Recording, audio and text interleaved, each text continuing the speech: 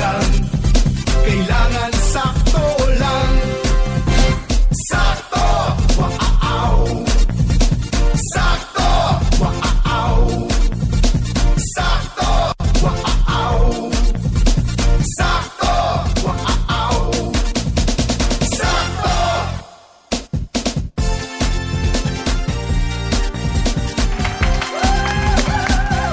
Magandang Ikaw ay Pilipinas! Hello mga kasako. Kamusta po kayo?